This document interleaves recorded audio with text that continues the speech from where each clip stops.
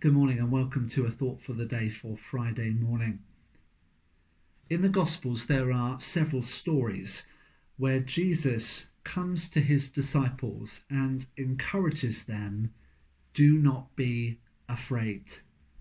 And those encouragements come usually in circumstances and situations where the normal response would be to be afraid.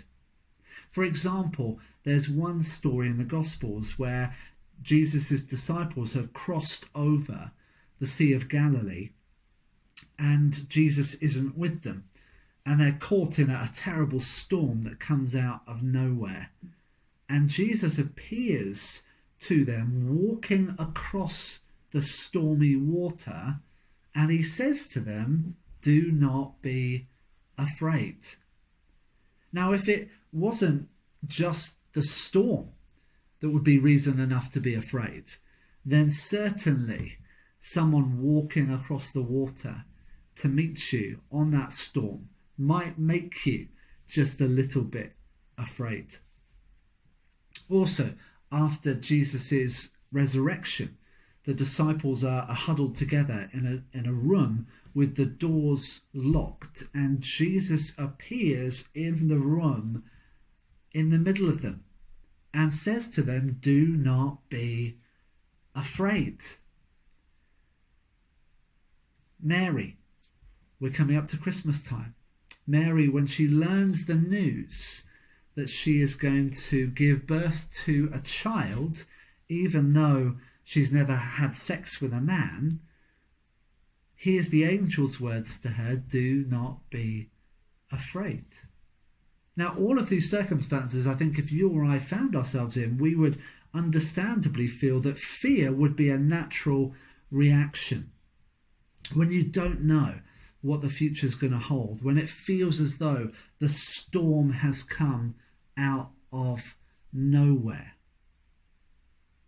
then the normal reaction is to be afraid. Now, Jesus doesn't say, do not be afraid, because those circumstances in themselves aren't reasons to be afraid. Jesus says, do not be afraid because he is there. Because his presence in those circumstances, in those situations, changes everything. That we don't need to be afraid of what is out there, even when we're in a locked room, because he is with us. That we do not need to be afraid when we're uncertain about the future, because he is with us. That we do not need to be afraid when the storms of life seem to come out of nowhere, because he is with us. Because he is the one who walks alongside us, the one who accompanies us, because he is the one who brings us love and grace and peace and truth, because he is the one who is victorious over all of the obstacles that would seek to get in our way and trip us up, because he has faith that we can follow him even in the hard times and the difficult circumstances, because he is uniquely able by the power of his Spirit to support us and enable us to walk through those difficult circumstances. It says in the Old Testament, even when we pass through the waters, they will not sweep us away. Even though we pass through the fire, we will not be burned. For God, the Lord of Israel, is the God who is with us. We've certainly been through the unexpected storms that come out of nowhere during these last few months. But may we know that even though the future is uncertain, that even though the storms seem to come out of nowhere, that because Jesus promises to be with us, we need not be afraid of what tomorrow brings.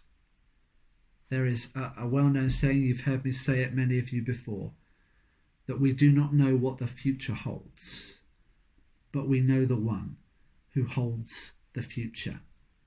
And so today I pray that you may know even in those scary situations, that he holds your future, that he holds you.